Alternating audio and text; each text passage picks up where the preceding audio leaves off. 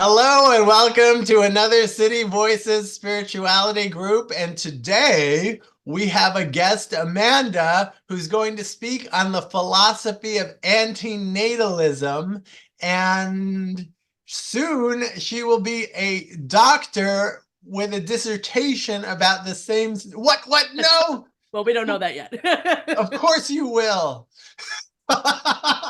And then you'll be the foremost expert on antinatalism. It'll be awesome. Without further ado, Amanda. Thank you so much, Dan. Hello, City Voices. My name is Amanda Sukenick. I am a nearly 41-year-old video artist and sculptor and antinatalist activist living in Chicago, Illinois. And please let me begin by saying sincerely what a pleasure it is to be here speaking with you all today. I want to take a moment to express a warm thank you to the wonderful Mr. Dan Frey for inviting me. Dan, thank you. I haven't watched all of the videos on the City Voices YouTube channel, but those that I have enjoyed immensely. I think there's a lot of very important conversations happening in this community, and I just greatly appreciate City Voices making space for me and for the subject of antinatalism here today. Now, before we get too deep into the subject of antinatalism and more about what exactly that is, I truly must confess in good conscience that I have not a single spiritual bone in my body. I am a proud atheist. But what I do believe and what I do think is very real is the notion that human beings have a responsibility to wrestle with ethics, to do the hard work of questioning how all of our behaviors, even the ones that we hold to be the most sacred, to hold the most be the most dear, affect others, to always assess if in fact we might be causing harm, if we might be inflicting manipulation, um, and most importantly, if we are imposing suffering. And in my opinion, that is how one attempts to live a good life. It's trying our best to understand all the ways in which the things that we might do might be dangerous to someone or something else. And I believe that procreation, creating life, creating needs, is one of those things that inflicts so much harm, manipulation, and suffering that it is always, without exception, better to never bring new beings into existence.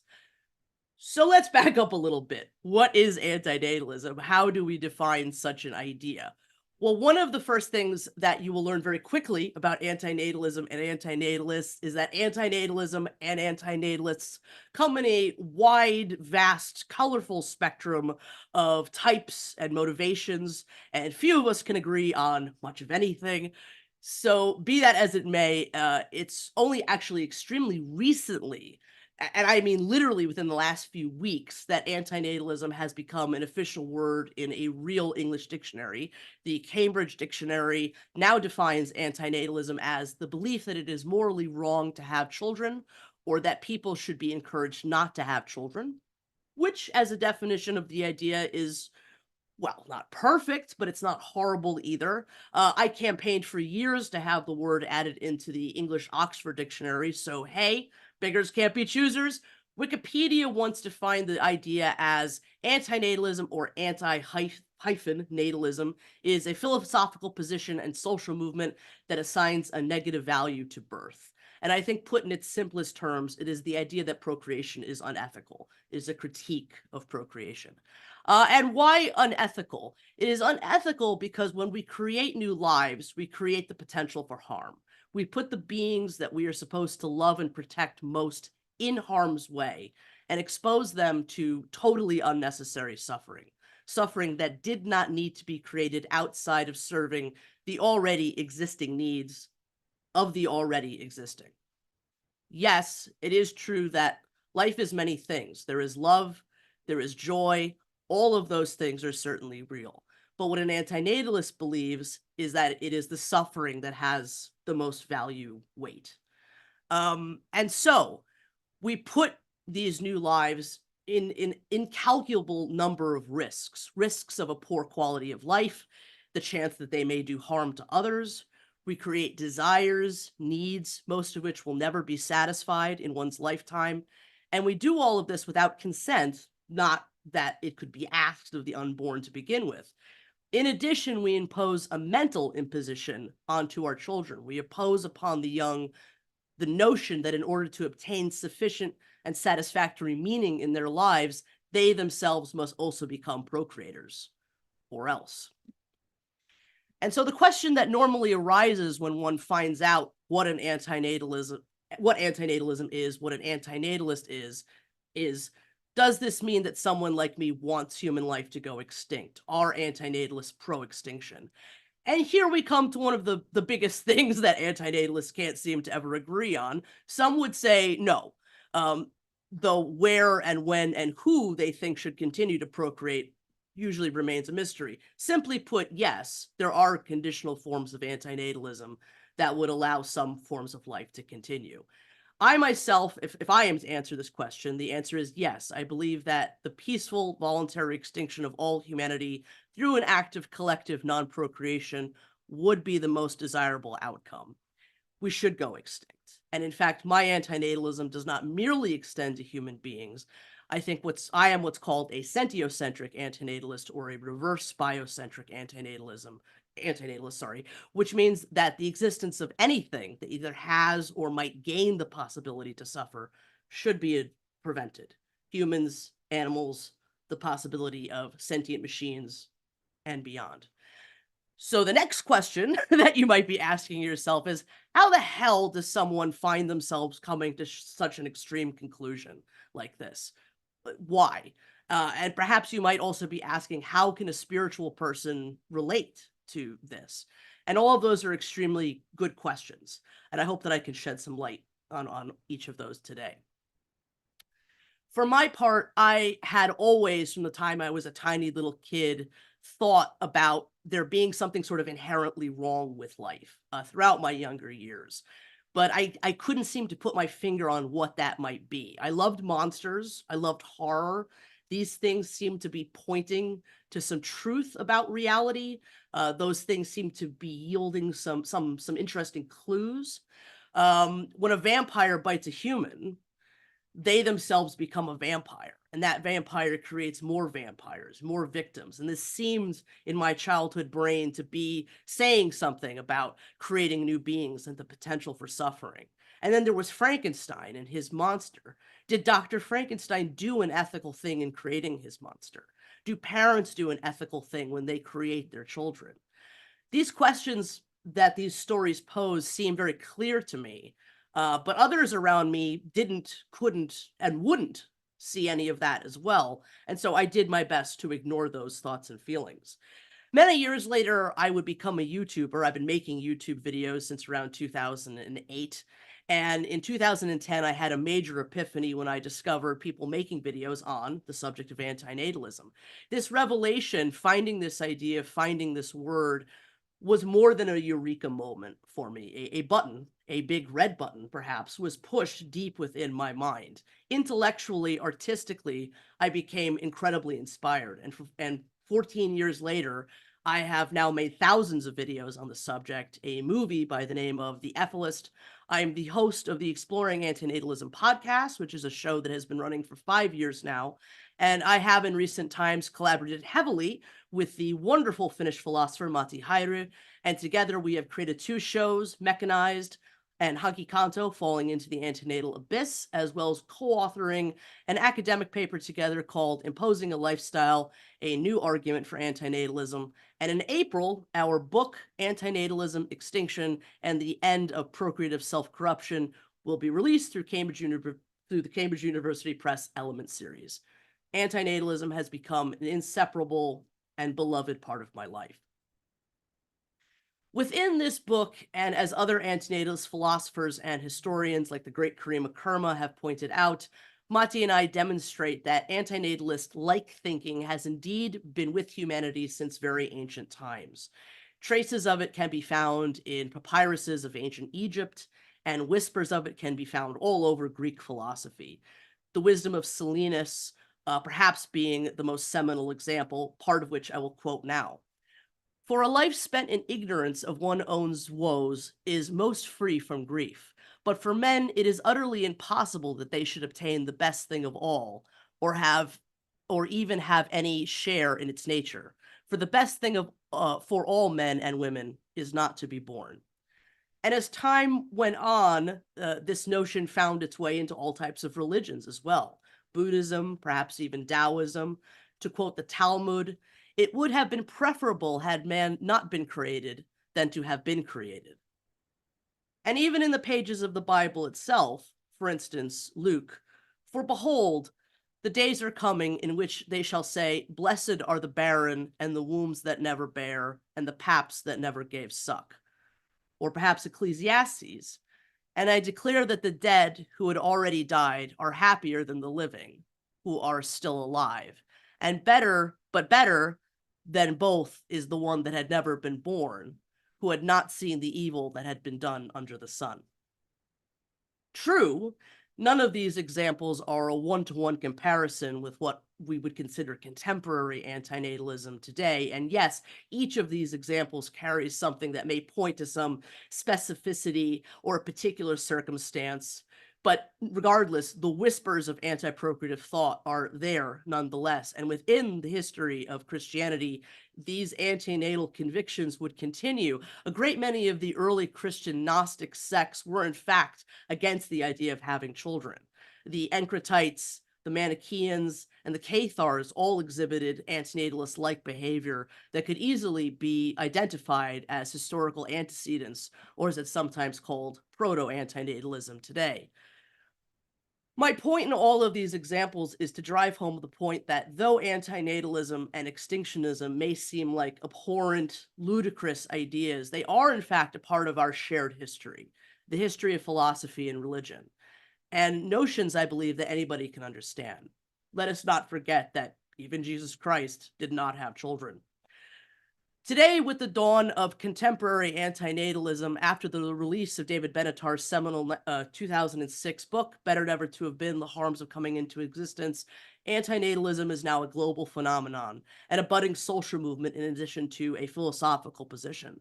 I know antinatalists from all over the world. Antinatalists come in every color, race, gender, nationality, religion that you can imagine. Some of the largest antinatalist communities online are from places like Egypt, Lebanon, Morocco, India, and also all over the West. Academic antinatalist philosophy comes from South America, South Africa, Finland. So it's very diverse. It's an idea that I believe anybody can come to. It belongs to everybody. And so finally, we come back to this idea of extinction. Why extinction? Why advocate that we and the rest of life should go quietly into that good light when humanity has struggled for so long, created so many amazing things? Can't we overcome? Can't we persevere? Things are bad, but can't we fix them? There's a lot of problems here on planet Earth that we can fix. I don't dispute that. And if we have the ability to fix them, we should. I've said this many times before. If we're set to go extinct on Wednesday, but we can fix something like racism on Tuesday, then let's do it. Let's fix racism on Tuesday. Let's have at least one day living here on this planet without that horrific nonsense. So yes, there are a lot of problems we can fix and that we should. We should not give up on those things. But then there are many problems in life that we cannot fix and that we will not fix, that are not fixable. Living things, sentient beings, are the product, the ancestors of one reproducing DNA molecule, an aberrant biological process that began millions of years ago that is the product of unintelligent design. No one made it. No one made sure that there was any fairness built into the system. It doesn't care that we suffer. It doesn't care that we feel. It doesn't care about our sentience. It mindlessly compels us through the mechanisms of our desires and addictions to keep reproducing, to serve no function and no purpose.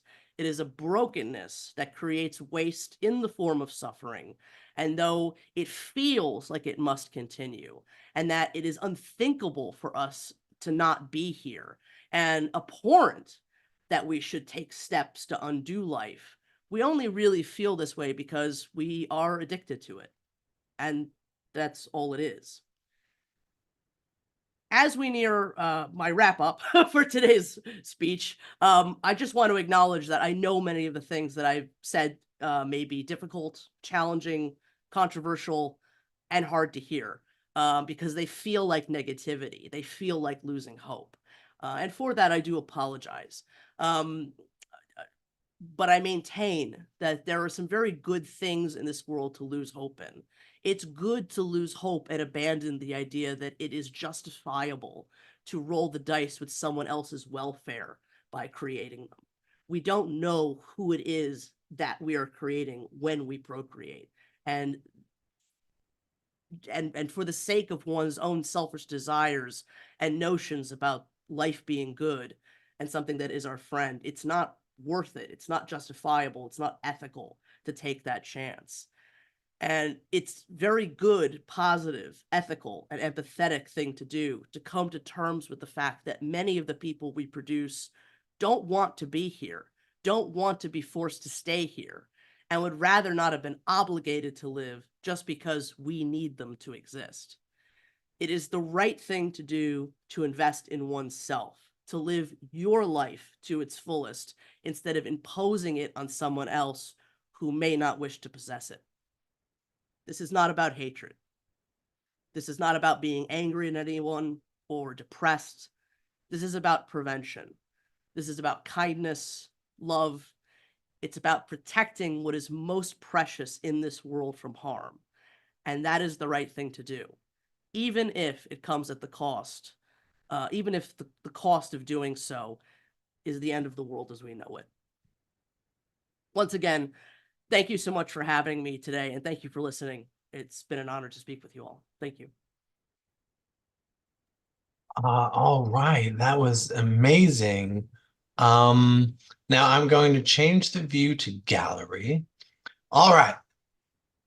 Now that was a compelling argument for antinatalism, and I'm sure people had moments of, bursting things happening inside them, at certain points in the talk. So now is the time. You can unmute yourself. You can address Amanda. You could comment. You could question. Please. Otherwise, we'll have uncomfortable silence. Nobody wants that.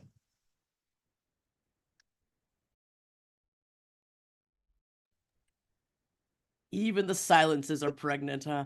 No, no, I see a hand raised. We got Tracy with your hand raised. Okay, well, Dan knows about my son and everything like that, and it's nice to meet you finally. I'm just gonna read what I wrote in the chat because I don't know if you saw that. I just said my son who left after 5 minutes thinks that this is, forgive me, about bitterness. He loves children and does not understand what this is truly about. Do you have any information or brochures for him? He has not embraced his mental health issues, and he is only understanding. I'm trying to explain it how he doesn't understand your idea on the neonatalism, and he thought, like I actually thought when you said that it was about babies, the neo, because there's a neo something department in some of the hospitals where their babies are coming, and so he thought that that's what it was about. So he got up after a while. He didn't understand, and I'm trying to understand. That's it. Oh, yeah. Thank you so much for your comment, Tracy. It's lovely to meet you. No, this is not about bitterness at all. As I was attempting to say at the end of my lecture there, this is he said it's not about bitterness. No, it's not about bitterness at all. This is not about. He doesn't want to come on camera. That's okay. That's all right. That's no problem. I appreciate him listening to anything I had to say. Let's switch. Sit. Oh, come on.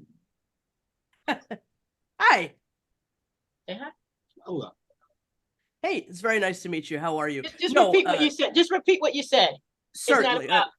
Certainly. Yes, sir. So this is not about bitterness at all. This is not about hating anybody.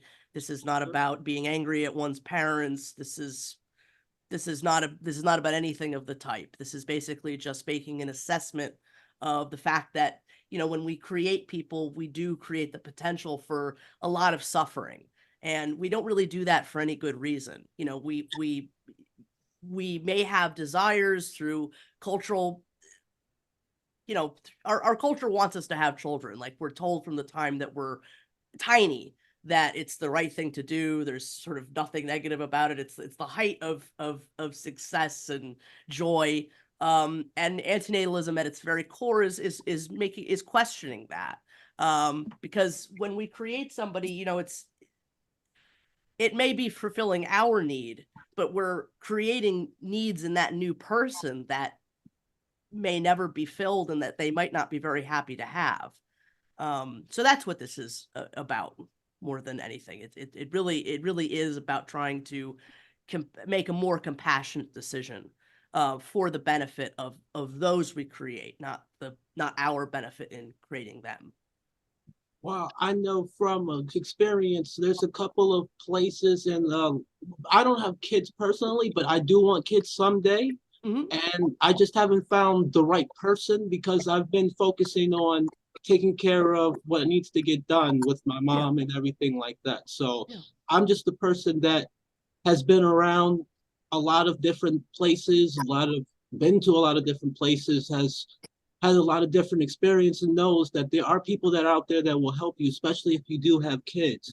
But it's just about the person that you know and who you meet. You know, Yeah. sometimes you can meet the wrong person and that person can make you feel kind of tense or kind of upset, or they could just be having a bad day and you don't even know. Sometimes all you got to do is say, hey, how's everybody doing today? You know, get Yeah. everybody in a good mood, try and make everybody understand that it doesn't have to be about what I need right now. It's what I can accomplish today. Sure. Listen, there's a lot, you know, it's wonderful when what the negative things that are going on in one's life can be alleviated by kindness and there's listen, as I said in what I was saying earlier, there's, you know, joy and love, all these things, they are real in the world, and they do help us get through, and we should give that to each other as much as we can.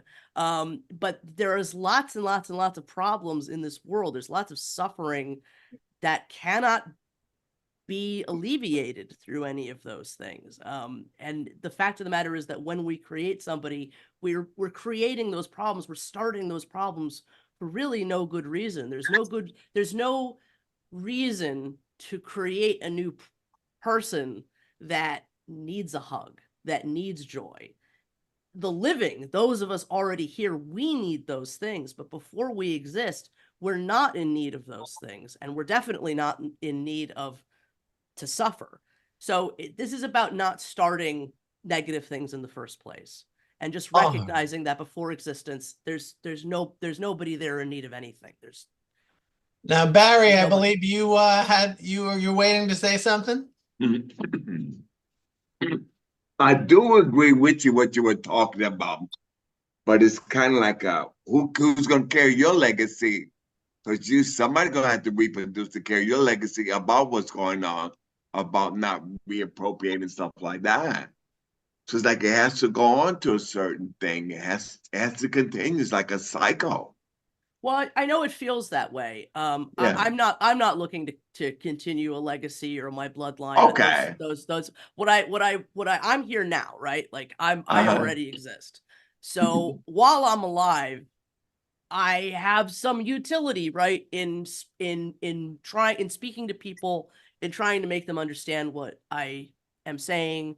And you know, that's a meme. That's I'm trying to share these ideas amongst the living, because so long as the living understand, there's definitely no need to create new people that will then also understand. It's, you know, all of this will go away, whether anti-natalism succeeds in the world or not. We will go extinct. That is just how the universe is going to work.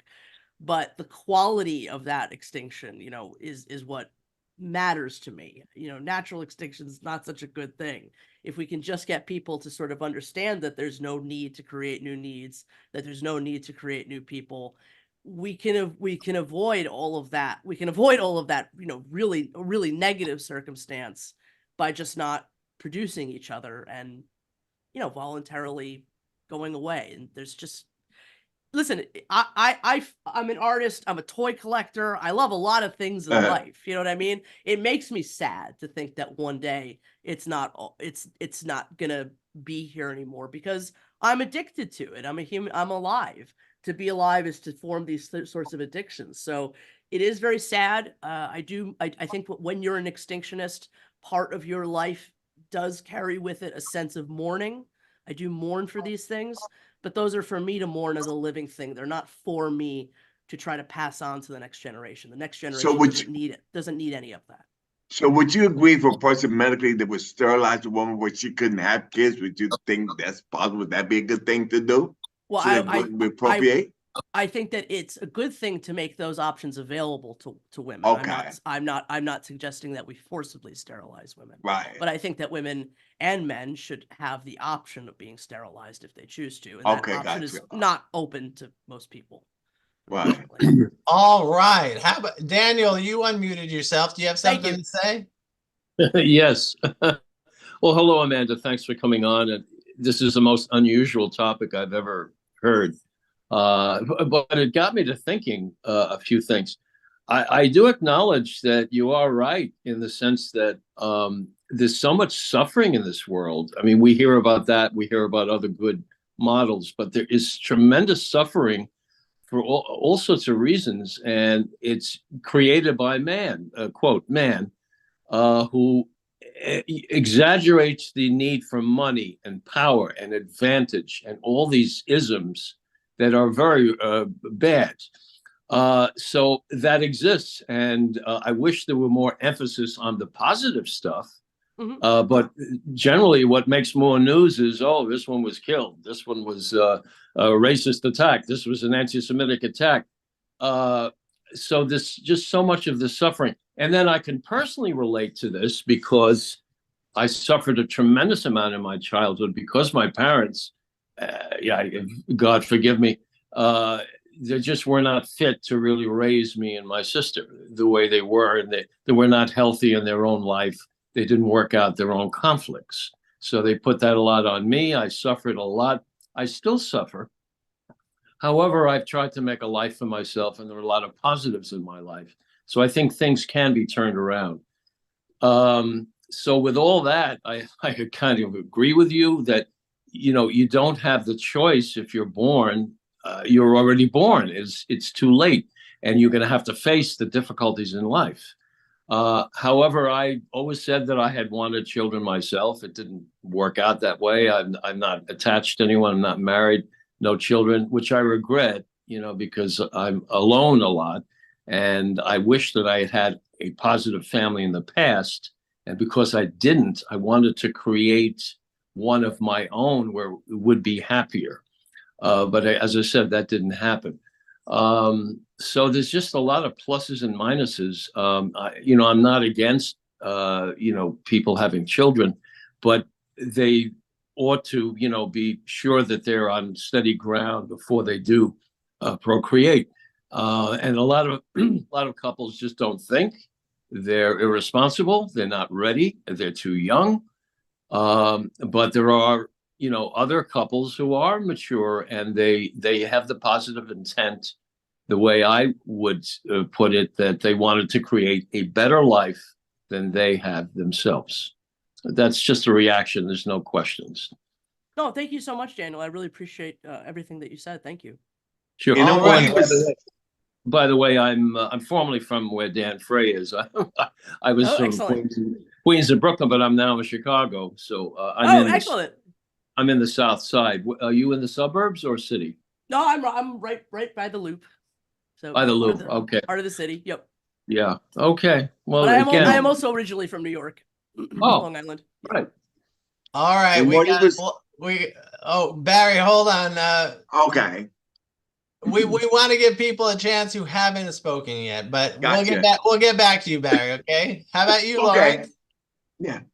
Cool. I was just gonna quickly. Can everyone hear me? Yeah, we hear you. I was just gonna quickly ask. You know, sort of anti-natalism is getting a bit more media attention recently, and a lot of it is negative. What do you think are the like biggest ways that antinatalism gets misrepresented? Like, what are some of the sort of, you know, misconceptions about antinatalism that you think people have, and they sort of dismiss it too quickly? That's an excellent question, Lawrence. Well, it's kind of a hard it's a hard question to answer, actually. I mean, because some of the misconceptions are true, some of them are not. Look, I think that as you have done, and as we have done, it's anti-natalist doing things like this that I think help the most, being visible, actually coming to things and speaking and talking and not being sort of hidden from view, which I think is sort of where antinatalism has been stuck for a long time, and just sort of making people understand, driving home the point that this really is about protecting possible living things. This really is about protecting prevention and protecting, and just driving home that point as much as possible. Look, I think that there's always going to be negative knee-jerk kind of reactions to this idea. I think that this idea does bring up an intense amount of feelings for people about their lives, about whether they wanted to be here, about their parents, about whether they want to continue to be here. And so, I mean, there is sort of there's always going to be sort of a psychological thing that I think antinatalism is always going to have to contend with. But again, I think just as I said, I think driving home the point that this is something about prevention. We're not out to hurt anybody. We're not out to do anything negative. But that it is important that people really do consider the person that they're going to create. I mean, we can, it is never a matter of your life being good enough or able enough or having enough to bring somebody here. It's always an irresponsible thing to do, because we don't know who it is that we are going to be creating. We may very well be creating somebody that can't fight the battles of life, that doesn't want to fight the battles of life. And so I think that there's a sort of element of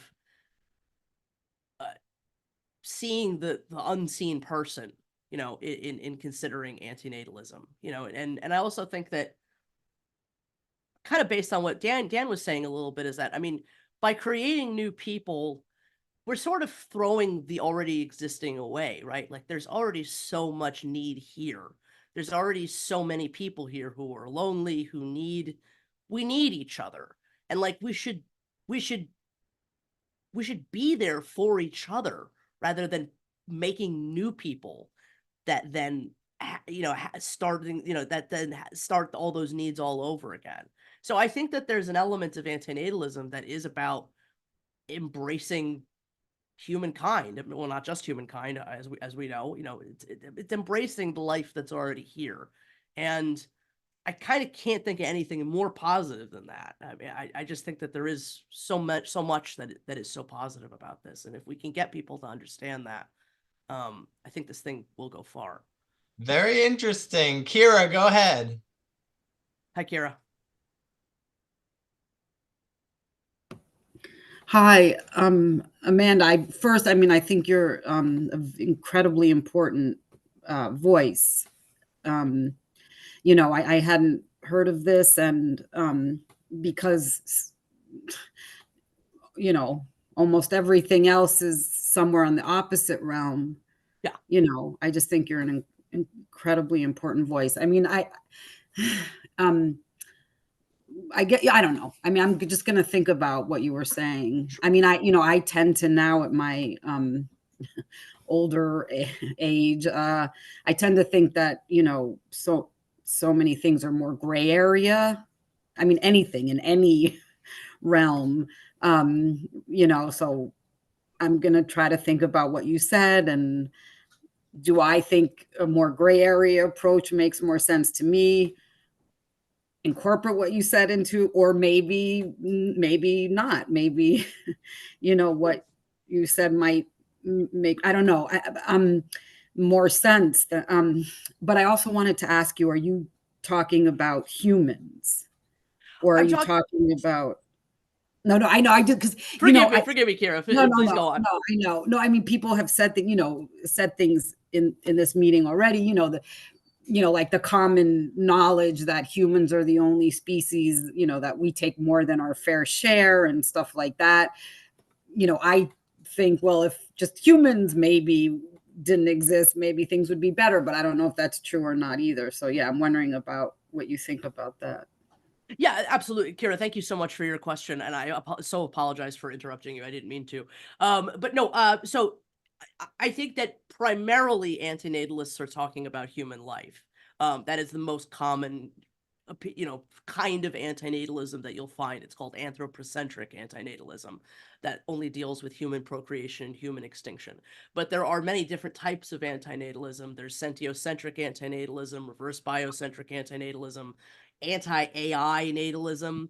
So an antinatalist like me, who's a sentiocentric antinatalist, reverse biocentric antinatalist, would extend my concern to all life. So I don't just think that human beings have all this, are this, this singular negative force in the universe. I think nature is actually where most of the suffering on planet Earth is. I mean, the story of animals on this planet is, beings who've been ripping each other apart for billions of years, and they are beauty, and they are, I love animals, and my respect and reverence for their sentience, their ability to feel, their ability to suffer, has compelled me to go vegan for almost 9 years.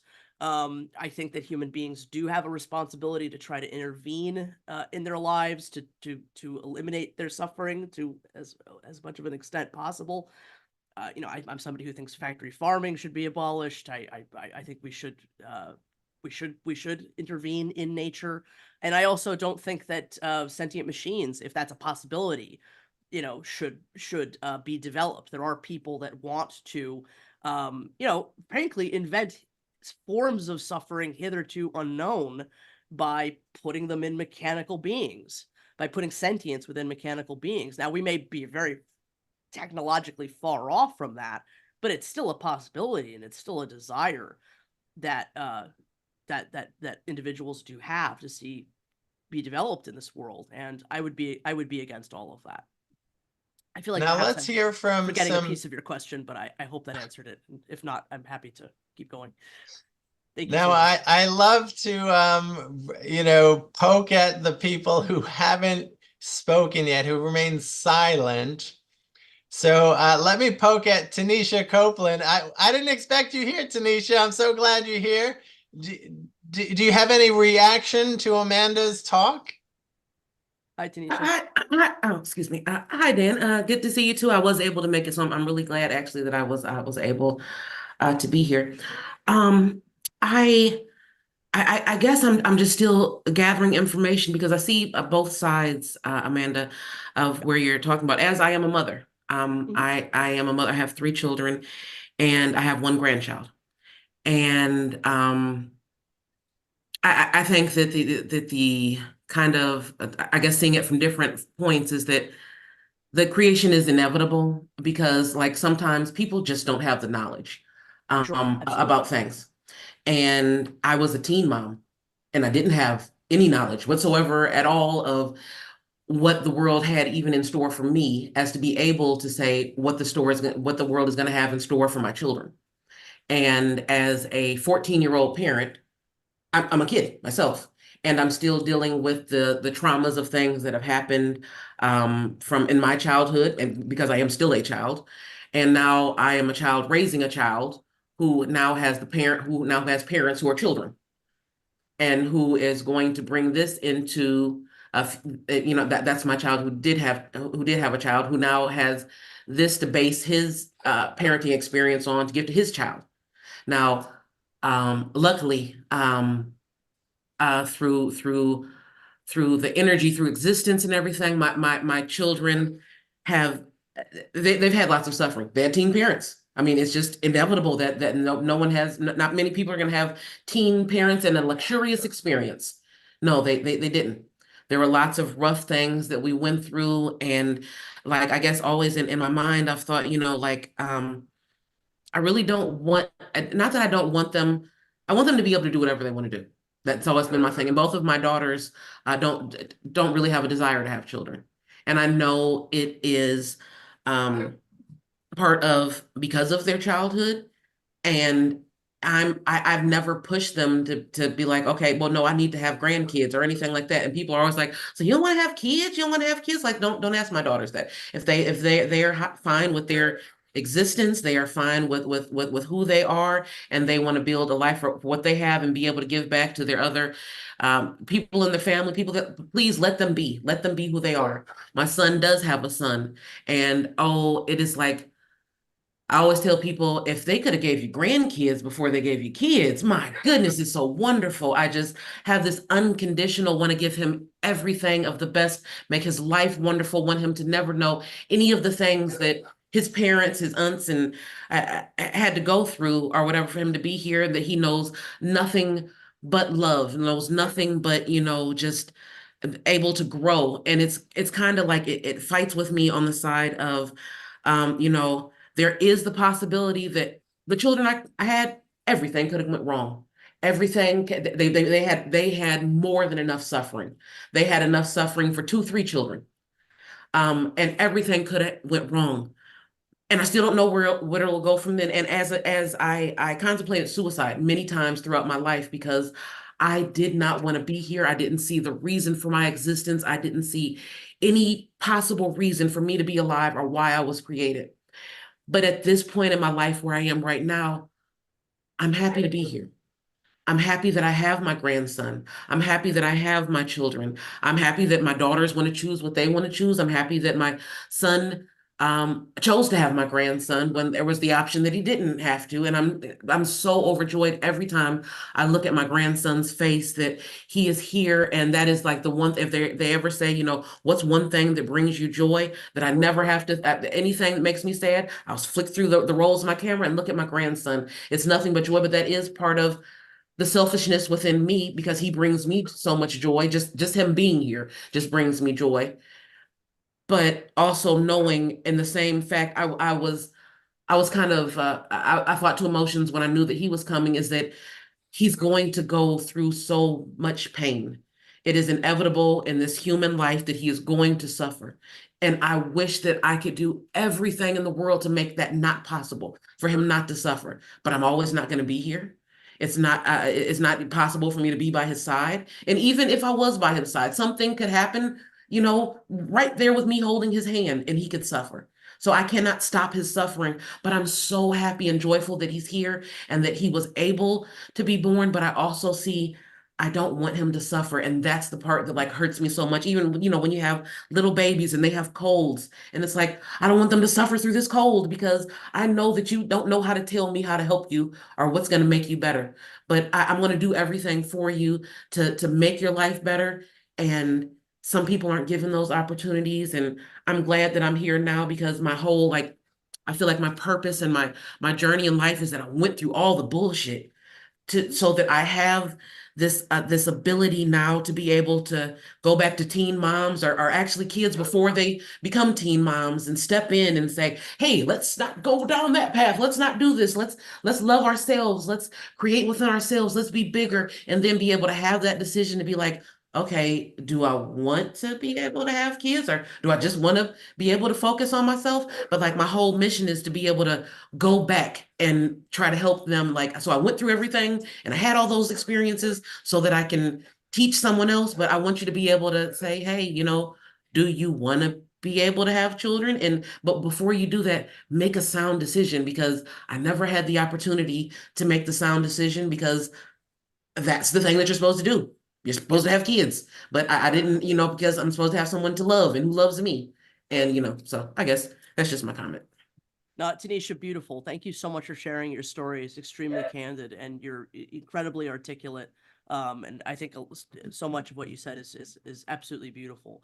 I think what you're describing is very close to what my dear friend Matti and I describe in our paper, Imposing a Lifestyle, is this idea of a postnatal imposition, this idea that like once we're here, it's just sort of, we're not given like often, society does this immense disservice of not giving us options, not giving us information. And when we know that when women are given proper sex ed, they're given opportunities in life, given access to contraception and all kinds of things, they don't procreate as much. They make different decisions in life. But look, when we have procreated, when the child is already here, the right thing to do is everything that you're doing. You love them, you care about them, you cherish them, you try to take care of them as much as possible. You try to alleviate their suffering as much as possible. And it sounds like you're doing a really, really good job, and you take it seriously. And that's everything you want to see in a parent, right? Is having that postnatal sense of responsibility. And I think that's wonderful. What I'm trying to speak of is that decision beforehand, so I don't know if you're familiar with the story of Omelas. There's the ones who walk away from Omelas. So it's a story about this sort of paradise utopia, right? And everything is perfect, everything is grand and lush, and everybody has everything, but it comes at the cost of this one child in a basement with nothing. You know what I mean?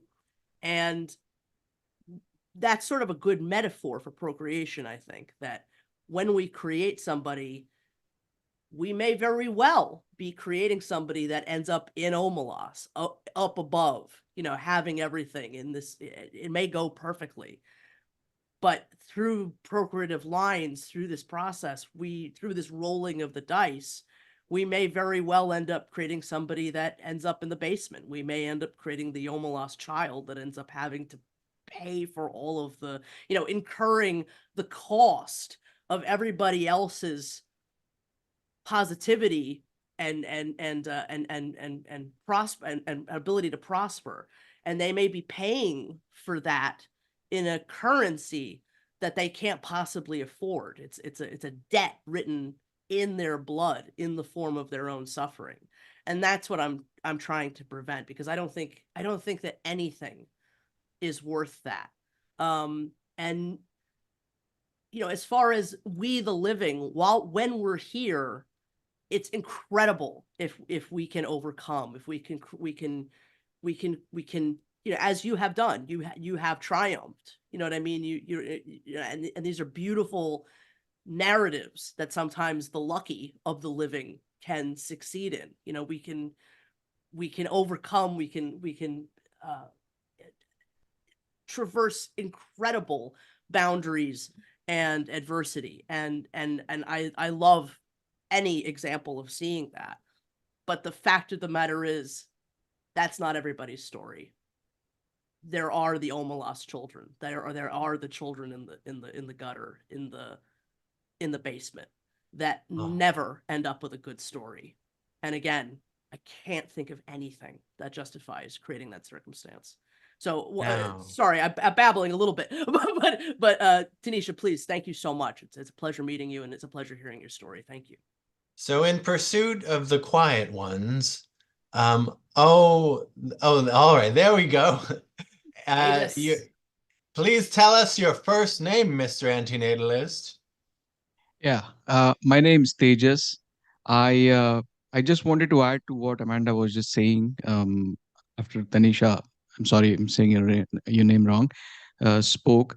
Just want to point out that it is normal and common for many parents to identify with antinatalism after they have come to know this concept. There are even grandparents who people don't know what they're doing, then they come to know about this. So it is not uncommon to see parents and grandparents agreeing with antinatalism and being open about it to their children about this. I just wanted to point it out. That's an excellent point, Tejas. Thank you so much. I forgot to say that for sure. Yeah, there's many antinatalist parents for sure. All right, now we're continuing to pursue the quiet ones. Is that coffee, Mr. Tudor? Is this coffee there? Coffee with a K. I believe I know this man. Coffee, are you there? Have you been paying attention? Yeah. Hello. Yeah. And Hello. it's called. Yeah, this is Ange. Oh, Ange, I'm sorry, Ange. Go Yeah. ahead. Yeah. First up, I would love to thank you having Amanda here today, and because I love every single word what you, Amanda, have said today. It's so important, especially what you said that you mentioned about the Gnostics, because our topic today is called spirituality and antinatalism. And I would like to circle back to that topic again. And I'm absolutely convinced that spiritual life contradicts the physical world, like Christianity, like Gnostics. They're ancient Christians, and they've always said that we don't belong to this world. So the spiritual life doesn't belong to the physical world. So originally, we're not supposed to be here. And the God, which is called the demiurge, which is the lesser God, lots of people worship them.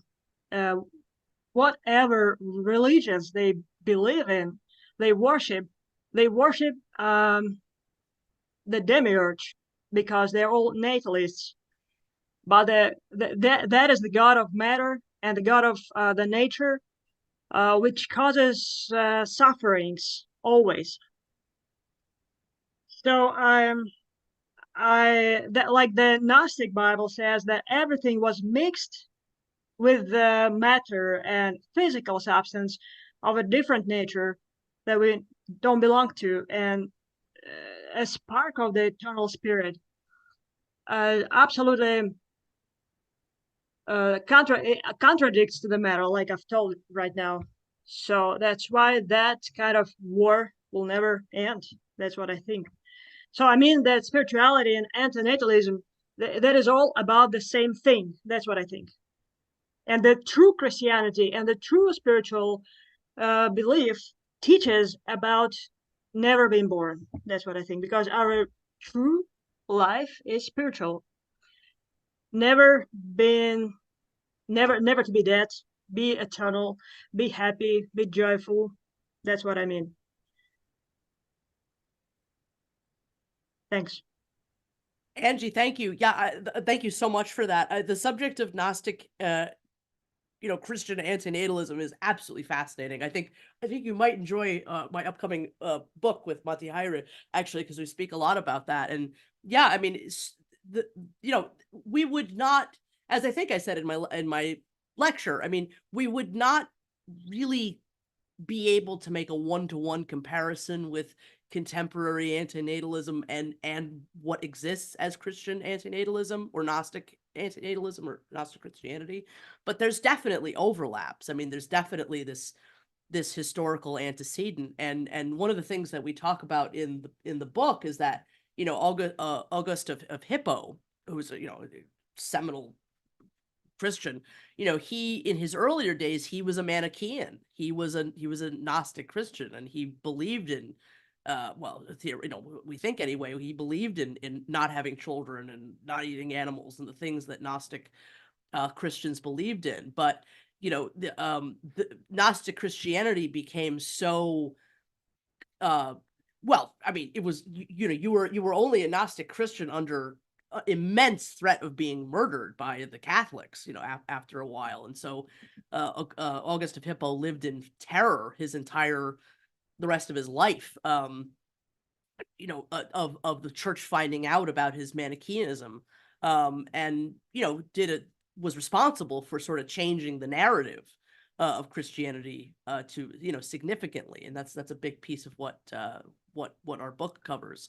So yeah, it's absolutely fascinating how this narrative in Christianity changed. I can't purport to be an expert in this, but it is certainly something that I've done research into and written about. And yeah, it's just wonderful to find you that and knowing more about that. And so thank you for your thoughts. All right, we're almost done pursuing the quiet ones. All right, Vicky, is that you, Vicky from Texas? Vicky, are you there? Let me ask her to unmute herself. Oh, there you go. Yes, I'm here. An interesting first meeting. Uh, I have to say that although I respect, the right of anyone to feel the way they do, I would argue that in prevention of possible suffering, you're also preventing the possibility of the extreme wonderful aspects of the human condition. I believe that, yes, suffering goes along with all of life, but not only in my own life, but, I am a mother, 3 children, none of them planned, honestly, but all of them thriving. And I believe it would go more to educating them and giving them the tools to overcome the suffering and find the joy that they found in life. I wouldn't change anything. Even the suffering that I've been through have given me the tools to not only find immense joy, but also to help others through their struggles to find immense joys. And to me, that's what the human condition truly is helping others find that possibility. And that's, I've heard of this. It's not something that I've really come across a lot. And as I said, I can respect, but I just can't see throwing the baby out with the bathwater. I understand that, Vicky. Absolutely. Thank you so much for your thoughts. I respect your views as well, and I appreciate you having an ear towards mine and being able to hear what I had to say today. Thank you. I think the point is that I'm so happy that you have overcome your struggles in life. You have found joy in the suffering. You have and that your children, by the sounds of it, have been able to do the same. The point is that when we create people, we do run the risk of creating people who cannot do that cannot end up with a happier narrative. That again will be the child in the basement, will be paying the cost of everybody else's joy. And again, I don't dispute that there is all of this great stuff in the world. That it is sad that as an extinctionist, I would rather see I would rather see all of that go than create new people. I like I said, I do. There is a piece of myself as an extinctionist that is in a state of mourning, and that does, I think, also in a sense, make me very present. You know what I mean? Like, I'm here. I have these moments. Let me relish them. Let me appreciate them to the fullest, because this is because this is, it's very finite. So I don't dispute that what I'm saying does come at great cost. And that by advocating that we should no longer exist essentially as a species, or as a collection of species, that there isn't something being that there isn't a sadness in that. But again, I just can't see anything that really justifies the disasters, especially when, as I said before we exist, we really are not. There's nobody there, and there's nobody in need of a positive narrative, the joys, the love, the wonder. We only actually come to a psychological need for that, to have those addictions, once we're already created. Before that, there's just all of this potential for the negative. There's potential for the positive too, but the potential for the negative is so extreme that I just can't justify taking that chance. All right, we have one final silent one, quiet one, the one who wishes not to be disturbed, but he will be disturbed because I will disturb him. Oh, okay. I'm sorry. Sorry, I I get interrupted carried you, away Dan. sometimes. Chaplain James Lidcat, are you there?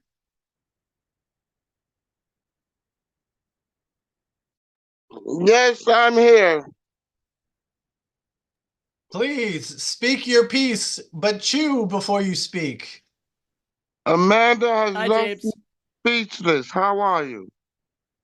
I'm doing very well, sir. How are you today? What you eating? Contemplating French fries. Oh, you're making me hungry. I haven't eaten Um, yet today. Amanda, I have much to access with your talk. It's the first time I ever heard of it before. I know when I was younger, I didn't want any kids because I didn't want my kids going through what I went through. But now that I'm older, I think I'm finally ready. And so that's the closest I get to your philosophy. And I also believe it's like the struggle of life. It's part of the struggle of life. You are to find your happiness. It's not going to just come to you. You should try and make it. Some people will, some people won't, but that's part of the struggle. You must put everything into trying to make your life that rosy, whatever you considering it. I think it all goes to with the struggle of life.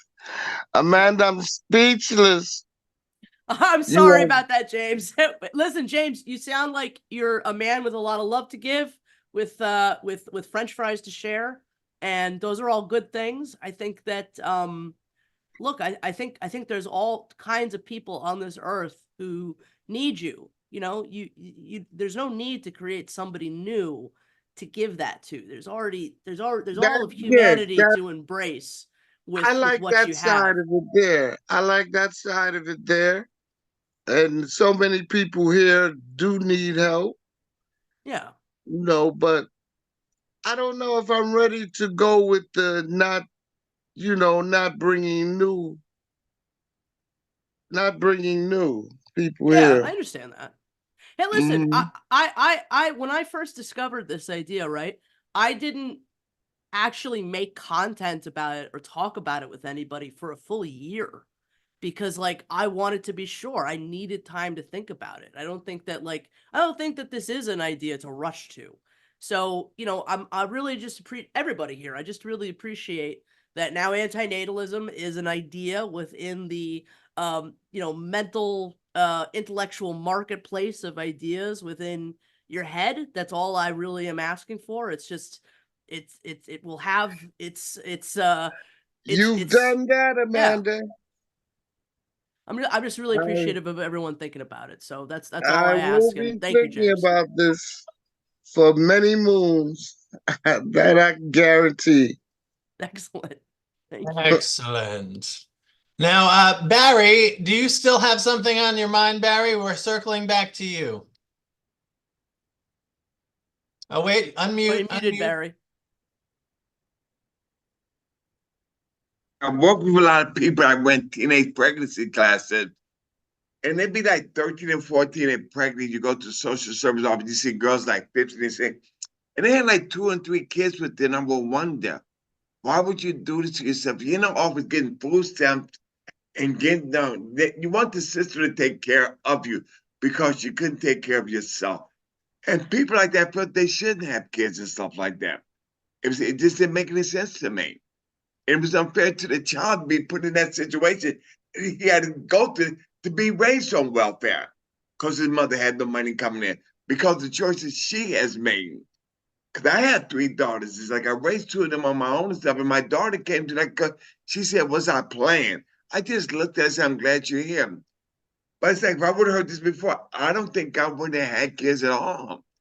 Because I felt like how I began evolution and Darwin, whatever happened, it never should have happened, I think, because people are born into suffering.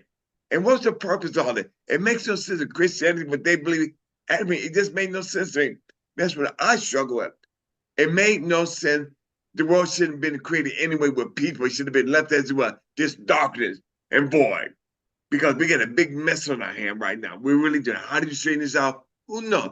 So they shouldn't reappropriate. They really shouldn't. They should stop it here. The buck stops here. That's bad. I love hearing it, Barry. Thank you. Thank you so much for that. Yeah, listen, the system fails people. You know, it's not Exactly. I'm not here to blame anybody. You know, people Right. end up in horrible situations. They don't look, we don't, especially when it comes to female reproduction, we don't give people the correct tools. We don't educate them. We don't give them the opportunities that would allow them to do something else with their lives. And this sort of cycle of abuse and trauma and just keeps on repeating over and over and over again. Right. It's a terrible thing. So yeah, like I said, I just hope that I can yeah. So anyway, thank you for your thoughts. They were really wonderful to hear. All right, you guys. Oh, whoa! Lawrence has his hand up. Go ahead, Lawrence. Yeah, I just wanted to ask more for the benefit of others, because I am already sort of plugged into these things. But I wanted to ask Amanda, if any of us want to look into antinatalism further, or just mull it over more in our heads, where are the best places for us to find out more of this in terms, books, podcasts, whatever? What an excellent question, Lawrence. So they can start perhaps with the Exploring Antinatalism podcast, which is my show. It's been running for 5 years now. I just released my 81st episode, and I hope to reach 100 episodes this year. Then they could also head over to the Lawrence Anton channel for all of your excellent videos on the subject, and they can hear from antinatalists from all over the world, and just all kinds of excellent videos on a myriad of subjects within antinatalism. And then they could head over to the Cosmic Antinatalist channel. Is that that's what you're calling it these days, right, Tejas? They can head over to Tejas's channel. Perhaps Lawrence, Tejas, you guys could put some links in the description if that's allowed, Dan.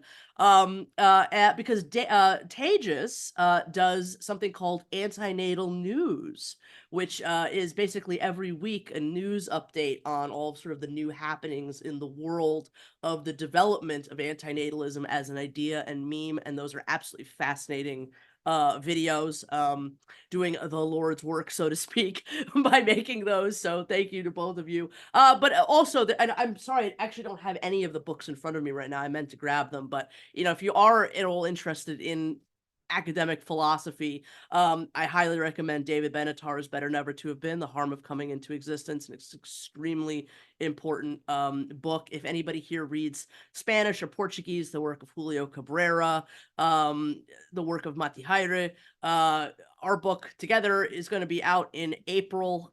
There's all kinds of excellent resources on the subject of antinatalism. The Wikipedia is okay. Don't go on Reddit. But yeah, definitely check out some of those links below, and feel free to contact me. My email address is exploringantinatalism@gmail.com. If there's any questions anybody has, if there's anything I can do to direct you to different antinatalist channels or ideas, I'd be happy to do so. So thank you. All right, so we have about 15 minutes left, but if we start suffering tremendously between now and the end of the 15 minutes, we can end early. However, I would like to check in with everyone and ask the following question. What is your biggest takeaway from Amanda's talk? Kira Labinger. That I didn't want to go first. Ha ha ha. No.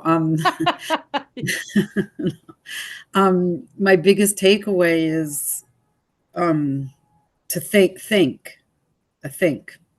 And I don't think I would say that about too many things that I would see. So yeah. Thank you, Kara. That's what I most want. How about you, Vicky? What is your biggest takeaway?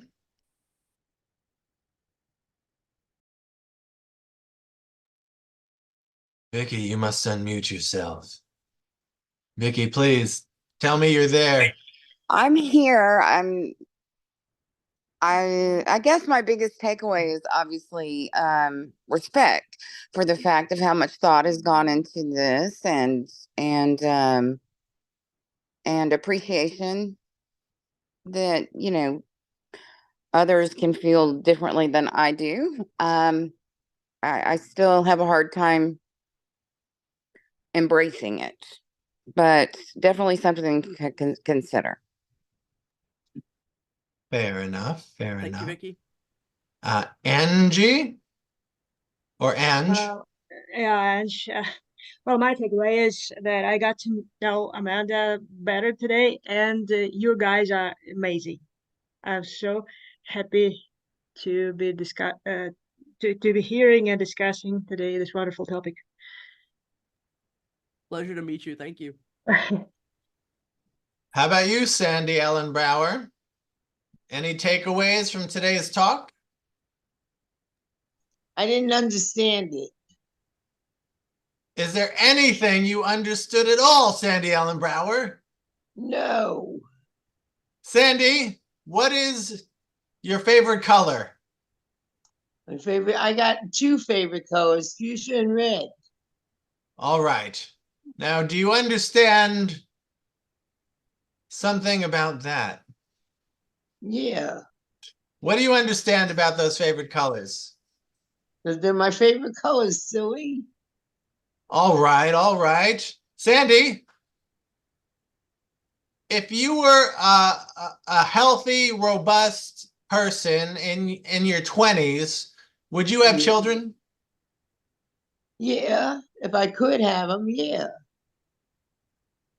What if someone told you that if you, in your 20s, that if you bring children into the world, they will suffer tremendously? Are you sure you want to do that to them?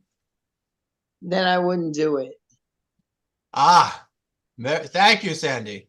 A conditional Very anti-natalist. Excellent. All right. Daniel, what's your biggest takeaway? Well, two things, I guess. Forcing me to think in a way I haven't before, to consider possibilities. And then the same thing Sandy just said, that if I had been told, you know, that if I had had the intention to have children and I was told, don't do it, they're going to suffer, I would stop. All right, all right. Now, Lawrence, you're already on the in the camp with anti-natalism, but so I'm sure, just tell us something, tell us anything from your collective wisdom.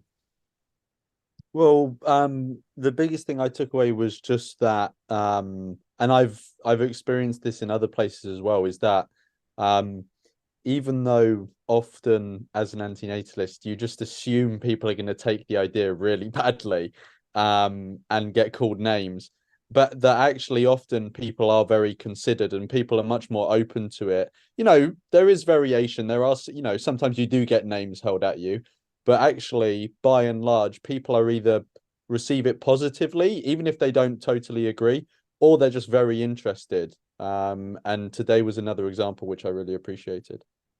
And I just want to second that. I think, you know, I know that this is a very difficult idea, but people heard it with a lot of grace and intelligence. And this was really a very beautiful experience for me personally. So yeah, thank you all. Beautiful. Barry, how about you? What's your biggest takeaway? It's a day late and a dollar short. It should have came out years and years and years and years ago. Because now we're in too deep. Are you in too deep, Barry? The world is in too deep with what's going on today. It's like, what do you do now? And what I got from it is they should have talked to have been had back in BC sometime. This talk should have took place. Yes, there's more people alive now than have ever been. That's and right. It seems to be And growing they're suffering. exponentially in certain countries. Yeah. All right, Barry. Well, Thank thank you, you for Barry. sharing. All right. Now, is it Serge or I don't know. I don't see your name, but anti-natalist. With is that Arabic or Hindu writing? It is Hindi. Oh, okay. Very Yeah. cool. Yeah, my name's Tejas, by the way. I have two takeaways. One is how to introduce the concept of antinatalism to somebody who doesn't know about it. And Amanda has done an excellent job. I always get tempted to go into more technical things, but this is excellent what Amanda has done. And second is how to host an online meeting is also something to take away for me. So good job, Dan, there. Yeah, and please let me second that second part, Dan. You've done a wonderful job getting everybody to speak, and I love seeing that. You're truly an expert at this. And just before I say anything else, please, everybody, I'm sure it will be somewhere in the link or where you're watching this. Subscribe to so sorry. Hang on a second. To City Voices. Everybody needs to subscribe to City Voices for sure. Yes, there will be punishment for those who do not, which will just increase the suffering and enhance the anti-natalist philosophy among the masses. All right. So we have 8 minutes left. So Amanda, would you like to take these 8 minutes and just create a closing parting words for us? Oh my goodness, what an opportunity. I'm not really sure what to say. I have to say, I think we've sort of I think we've covered a lot of ground in this in this talk today. What can I say? I really appreciate everybody being here today, to their generosity in hearing what I have to say. I think I've hopefully directed people to some good places to learn more about the subject. I really do. I guess I could probably say that, this is a subject that has really changed my life for the better. I think that, there is a lot of fear around this subject, and there is a lot of, there's a lot of ideas like, thinking this way is so negative and it's going to make your life worse. But there's sort of nothing more positive, I think, than being able to accurately try to understand what the world really is and what the cost of it really is, and the ways in which we affect others. As I was trying to say at the beginning of my lecture, I think that living a good life is making these very difficult assessments of how the things that we do affect others, how we affect other people, how we affect animals, and the ways in which we're dangerous, again, I understand people's sort of sadness in that, or hesitancy to see that, but when we are able to sort of know those things and to try to avoid those things, doing those things, there is a real sense of a life well lived, I think, and I feel that immensely. These last 14 years of being an anti-natalist and being a very public and vocal anti-natalist have been the best years of my life. Some of the best friends I've ever met and known and have been through this. Some of the best artwork I've ever made has been through this. So I'm very grateful for having come to this understanding about life, and it hasn't harmed me. I think that's another thing that I kind of want people to understand, is that it is not a harm to understand the harm that we're capable of, and the harm that life produces, and that we're sort of a vessel for the possibility of. I'm not quite sure what else to say. I really do hope to be able to spend the rest of my life talking about these things, and I look forward to that. And I just think that while you're here, while each of us is here, there is nothing at all wrong with trying to live your lives to the fullest. Please try to enjoy, as at little expense to others as possible, the time that you have. Love the people around you, Do the things that you love. Be with the people you love. Just don't create anyone else. And that's really all you have to do. We can pile all kinds of other ethics on top of it. It's really good if you can stop eating animals. It's great if we can give people all kinds of rights that they don't have. Let's please do all of those things as well.